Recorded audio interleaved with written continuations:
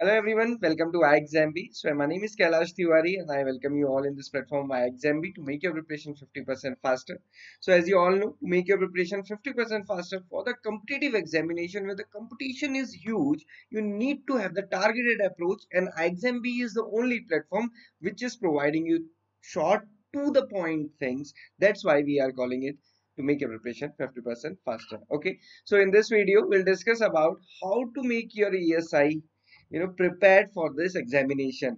And maximum time student का question होता है सर ईएसआई कैसे स्टार्ट करें, मैंने ईएसआई कभी नहीं पढ़ा है, या फिर ईएसआई को जीरो से कैसे शुरू करें, है ना। ये मेजर क्वेश्चन हमारे रहते हैं हमेशा। तो आज हम देखेंगे कि क्या ये होने वाला है। बट मैं आपको एक चीज बताऊं, या तो आप इस वीडियो को यहीं पे देखना छोड़ दीजिए, या फिर नेक्स्ट 2 मिनट के लिए आपको ये वीडियो पूरा देखना है। और जैसा हम कहते हैं कि प्रिपेयर 50% फास्टर, सो मैं अपनी बात को आपको जल्दी से और भी शॉर्ट तरीके से ही बताने वाला हूँ। बट ये बहुत इंपॉर्टेंट है ये समझना, क्योंकि मैंने देखा कई सारी यूट्यूब वीडियोस में बहुत गलत चीजें बताई जाती हैं जो आपकी प्रिपरेशन को बिल्कुल जीरो कर सकती है। जीरो से स्टार्ट करने की बजाय वो जीरो या वो भी नेगेटिव में भी ले जा सकती है। तो बहुत अच्छे से और बहुत बारीकी से इस चीज को समझना है। मैं आपको बताऊंगा कि क्या टॉपिक्स हैं, क्या सोर्सेस हैं। आइए देखते हैं। नेक्स्ट 2 मिनट तक पूरा आपको देखना है, अदरवाइज आप अभी छोड़ दीजिए, बीच में छोड़ेंगे तो गड़बड़ होगी। ओके, सो सबसे पहले हमें समझना है ईएसआई इकोनॉमिक्स, माइक्रो इकोनॉमिक्स। जो एक मेजर पार्ट होता है इकोनॉमिक्स का, उसमें मेजर इंपॉर्टेंट टॉपिक्स कौन से होते हैं। जैसे आप देखेंगे law of demand, law of supply, price and demand elasticity, है ना, कि कितना प्राइस होगा तो क्या डिमांड होगी, प्राइस कम होगा तो डिमांड बढ़ेगी, प्राइस ज्यादा होगा तो डिमांड घटेगी या बढ़ेगी, क्या इंपैक्ट होता है। जैसे अभी आप देख रहे हैं टमाटर 100 रुपए किलो हो चुका है।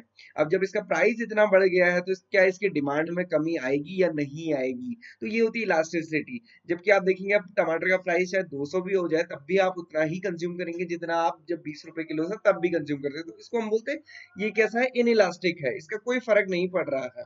सो इसको प्राइस इनइलास्टिसिटी कहा जाता है। इसको पढ़ते हैं प्राइस एंड डिमांड इलास्टिसिटी में। ये ऐसे बहुत सारे कंसेप्ट इसके अंदर पढ़े जाते हैं। उसके अलावा होती है consumer choice theory, production function curve होता है, प्रोडक्शन थ्योरी होती है, कॉस्ट स्ट्रक्चर, मार्केट स्ट्रक्चर और गेम थ्योरी होती है कि कैसे कंपटीशन मार्केट में होता है। इसके अलावा मार्केट स्ट्रक्चर ही अपने आप में बहुत बड़ा टॉपिक है। तो ये सारे इंपॉर्टेंट टॉपिक्स हैं जो माइक्रो इकोनॉमिक्स के अंदर पढ़ने होते हैं। देन आता है मैक्रो इकोनॉमिक्स। माइक्रो इकोनॉमिक्स में हम हाउस होल्ड की बात करते हैं, मैक्रो इकोनॉमिक्स में हम कंट्री एज अ होल की बात करते हैं। यहाँ पे हम इंडिविजुअल इकोनॉमी की बात करते हैं, यहाँ पे हम पूरी कम्युनिटी या फिर पूरी कंट्री की बात करते हैं। तो यहाँ पे क्या इंपॉर्टेंट है, देखो यहाँ पे जीडीपी वगैरह, उसकी कैलकुलेशन, जीएनपी, उसका क्या इंपैक्ट है, कैसे कैसे चीजें इन्फ्लुएंस होती है, ये देखना होता है। अनएम्प्लॉयमेंट रेट, इन्फ्लेशन, डिफ्लेशन क्या है, मॉनेटरी पॉलिसी और फिस्कल पॉलिसी क्या है, क्या उसकी इंपॉर्टेंस है, कैसे कैलकुलेट होती है, बिजनेस साइकिल क्या है, aggregate demand and aggregate supply. यहाँ पे हम individual demand and individual supply की बात करते हैं। तो जब सारे इंडिविजुअल को मिला देते हैं तो फिर वो aggregate demand and aggregate supply हो जाता है। Balance of payment, balance of trade क्या है, exchange rate of economic growth क्या है। तो ये है मैक्रो इकोनॉमिक्स। अब इसके लिए आपको बहुत सारी बुक्स मिल जाती है जहां से आप ये सारे टॉपिक्स को कवर कर सकते हैं। और आपने देखा भी होगा कई सारे यूट्यूब चैनल में आपको ये सारी चीजें बताई जाती है। ओके, बट यहाँ पे एक इंपॉर्टेंट चीज है समझने की, कि दोस्तों ये नाबार्ड का सिलेबस बिल्कुल भी नहीं है, बिल्कुल भी नहीं है। ये आपको नहीं पढ़ना है, ये आपको नहीं पढ़ना है। मैं आपको फिर से बोल रहा हूँ कि ये आपको नहीं पढ़ना है। मैंने बहुत सारी वीडियोस में देखा बच्चे या फिर टीचर्स, या फिर पता नहीं कौन टीचर्स भी मैं कैसे कहूँ, जब उनको यही नहीं पता कि क्या पढ़ना है क्या नहीं पढ़ना, वो ऐसी बुक रेफर करते हैं जिसमें ये सारी चीजें पढ़ाई जाती हैं। ये इकोनॉमिक्स नहीं है। ईएसआई इज नॉट इकोनॉमिक्स, ये हमेशा ध्यान रखिए। जो इकोनॉमिक्स है वो ईएसआई नहीं है। ESI is economic and social issues. अब इसको समझते हैं। अब ये तो क्लियर है ना कि ये नहीं पढ़ना है, तो ये टेंशन भी नहीं लेनी है कि मुझे इकोनॉमिक्स पढ़ना है। तो ये बिल्कुल ध्यान में रख लीजिए कि ये चीजें नहीं पढ़नी है। पढ़ना क्या है, लास्ट ईयर का पेपर देख लीजिए। क्वेश्चंस क्या है, 40 क्वेश्चंस आते हैं ईएसआई के प्रीलिम्स में। स्कीम्स के क्वेश्चन थे 15 टू 18। कौन कौन सी स्कीम, स्वच्छ Bharat, NCS, maternity benefit. Maternity benefit क्या है, मदर से रिलेटेड, हेल्थ से रिलेटेड, जीवन ज्योति बीमा योजना, सोशल इंक्लूजन, या फिर हम कह सकते हैं फाइनेंशियल इंक्लूजन में सोशल सिक्योरिटी, आजादी से अंत्योदय तक, Ujjwala Yojana, Vaya Vandana Yojana, national family benefit system, PM Vikas, Jal Jeevan mission, फसल, पीएमजीएसवाई। ये सारी चीजें क्या है, जो हमारी इकोनॉमी से रिलेटेड है बट कैसी है करंट में चीजें। डेटा पूछा गया, रिपोर्ट्स पूछी गई, कंसेप्चुअल की अगर हम बात करें, जो अभी हमने इतने बड़े बड़े टॉपिक देखे, यहाँ क्या पूछा गया, सर्विस सेक्टर क्या है, primary sector, secondary sector, tertiary sector होता है। प्राइमरी को हम एग्रीकल्चर सेक्टर, सेकेंडरी को मैन्युफैक्चरिंग, थर्ड को हम सर्विस सेक्टर बोलते हैं। वो सिंपल क्वेश्चन पूछा गया था। आर्टिकल से रिलेटेड, राइट टू एजुकेशन क्या, ओपीएम इज लीगल और नॉट, इन्फ्लेशन टॉलरेंस और व्हाट शिट। अब इसमें कहाँ पे कुछ थ्योरी पूछी गई है, कोई थ्योरी नहीं पूछी गई, ना पूछी जाती है, तो इसलिए बिल्कुल टेंशन उसकी नहीं लेनी है। और इसीलिए जब कभी आईटी और ईएसआई फाइनेंस वाले स्टूडेंट्स पूछते हैं कि सर हमको तो केवल क्वालिफाई करना है, तो हम फाइनेंस ईएसआई में कितना पढ़े, तो मैं हमेशा कहता हूँ कि भाई देखो कंसेप्ट इसमें बहुत ज्यादा है नहीं, आप करंट की चीजें पढ़िए, उससे आपको बहुत बेनिफिट होने वाला है, और जितने भी आप मार्क्स स्कोर करेंगे वो सफिशिएंट होंगे आपकी कट ऑफ को क्लियर करने में।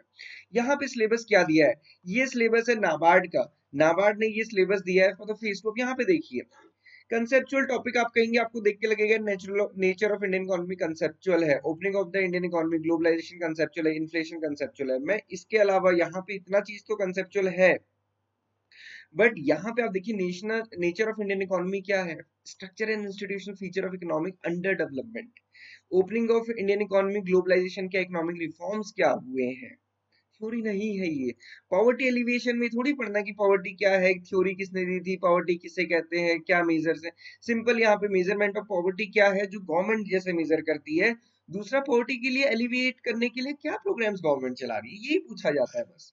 पॉपुलेशन के क्या ट्रेंड है, एग्रीकल्चर की क्या परफॉर्मेंस है, इंडस्ट्रीज की क्या परफॉर्मेंस है, नॉन इंस्टीट्यूशनल इंस्टीट्यूशनल क्रेडिट का क्या रोल है। लास्ट ईयर 15 मार्क्स का क्वेश्चन पूछा गया फेज 2 में।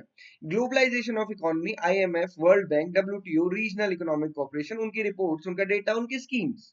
सोशल इंफ्रास्ट्रक्चर, जो भी हमने बात करी, हेल्थ की, एनवायरमेंट, एजुकेशन, इससे रिलेटेड गवर्नमेंट के जो प्रोग्राम्स हैं। Social justice problems of SC and ST, socio economic programme for SC and ST and other backward classes. अब इसमें आप बताइए, इसमें कहाँ हमने माइक्रो इकोनॉमिक्स पढ़ा, माइक्रो इकोनॉमिक्स के टॉपिक देखे। तो देखो सिंपल इन्फ्लेशन की नॉलेज होनी चाहिए, ये चीज होनी चाहिए, बट इसके अलावा मैं आपको सही मायने बताऊं तो यहाँ पे कोई आपसे इन्फ्लेशन की थ्योरी भी नहीं पूछी जाने वाली है। बट हाँ, डेफिनेटली नॉलेज हमको होनी चाहिए, बट समझना क्या है कि ये डायनामिक है। ये नहीं कि इकोनॉमिक इन्फ्लेशन की थ्योरी समझने के लिए बस वही पढ़ रहे हैं, वही नहीं पढ़ना है, क्योंकि उसको तो बेसिक समझना है, क्वेश्चन आएगा कहीं और से। ये चीज समझ बहुत अच्छे से होनी चाहिए, क्योंकि जब हम, मैंने अभी नहीं पिछली लाइव क्लास में एग्जांपल दिया था कि मान लीजिए आप सरकारी सस्ते गल्ले की दुकान में, जो पीडीएस की शॉप होती है, उसमें लंबी लंबी लाइन लगती थी पहले से। आप गए होंगे कभी राशन लेने, मैं भी गया था। तो उसमें क्या होता है, मान लो कि आप वहां गए हो, एक लंबी सी लाइन लगी है, उसके बगल में एक और इंस्टीट्यूशन है, मान लीजिए वहां पे लाइट का बिल जमा हो रहा है, लंबी लाइन लगी हुई है, उसके बगल में पानी का बिल जमा हो रहा है, तीनों लाइन लगी हुई है। अब आप गए, लेने गए आप पीडीएस से राशन, और आप खड़े हो गए इलेक्ट्रिसिटी की लाइन में। अब आप, नंबर आपका आया 2 घंटे बाद, तो आपको राशन थोड़ी मिलेगा, आप इलेक्ट्रिसिटी का बिल ही जमा कर सकते हो, अब वो आपका पर्पस था नहीं। तो वही चीज है कि ये पूरी बुक पढ़ दी माइक्रो इकोनॉमिक्स, मैक्रो इकोनॉमिक्स की, तो कुछ फायदा नहीं होने वाला है, क्योंकि पढ़ना तो कुछ और था। ये चीज जरूर समझिए, ईएसआई में देखो क्या होता है, पढ़ तो आप लेंगे ही, बट ये समझना कि क्या पढ़ना है, कैसे पढ़ना है और कितना पढ़ना है, ये सबसे इंपॉर्टेंट होता है। क्योंकि ये अगर क्लियर हो गया तो आप सारी चीजें पढ़ भी लेंगे और एग्जाम भी क्रैक कर लेंगे। अब यही गड़बड़ हो गया तो आप जो भी पढ़ेंगे उसका बेनिफिट नहीं होगा, और फिर आपको लगेगा यार मैं तो इतनी मेहनत करता हूँ, मेरा सिलेक्शन नहीं होता। तो इसलिए ये चीज समझना जरूरी है। सोर्सेज क्या होते हैं इसको पढ़ने के लिए, ईएसआई की समरी बुकलेट्स या फिर हमारे लेक्चर्स हैं जो हमने अपने कोर्स में दिए, उससे आपको बेसिक कंसेप्ट या फिर बेसिक अंडरस्टैंडिंग पूरे सिलेबस की मिल जाती है। शॉर्ट में हमने चीजें दी हुई है। लास्ट 3 मंथ का जीए के लिए हम आपको बोलते हैं, और डायनामिक या फिर करंट पार्टीज के लिए, जो कि पीआईबी से या फिर बैंकिंग अवेयरनेस जो होती है उससे आप कवर कर सकते हैं। उससे रिलेटेड जो इकोनॉमिक्स टाइम्स वगैरह न्यूज़पेपर आते हैं वो थोड़ा सा इंपॉर्टेंट यहाँ पे होते हैं। बजट और इकोनॉमिक सर्वे, और इसी चीज के लिए, ये पूरा चीज के लिए एग्जाम भी प्रोवाइड करता है बीपीडीए, जो आपको फ्री हमारी वेबसाइट पे भी मिल जाएगा। Budget and economic survey, schemes and reports, यही देखा था हमने अभी एग्जाम में, यही सारे क्वेश्चन आए थे, तो यही सारी चीजें पढ़नी है। अब इसके लिए कोई एग्जैक्ट बुक नहीं है, क्योंकि 3 मंथ्स का जी तो चेंज होता रहेगा ना, तो ये चीज ध्यान रखना है। बीपीडीएफ हम डेली कंपाइल करके आपको प्रोवाइड करते हैं, वीकली भी प्रोवाइड करते हैं, मंथली प्रोवाइड करते हैं। ये आपको हमारी वेबसाइट पे मिल जाएगा, आप डायरेक्टली अभी जाके चेक कर सकते हैं। और सबसे बेस्ट तरीका है क्या है स्टार्ट करने का, प्रीवियस ईयर पेपर को देखिए एक बार, फिर समझिए, फिर पढ़ना शुरू कीजिए।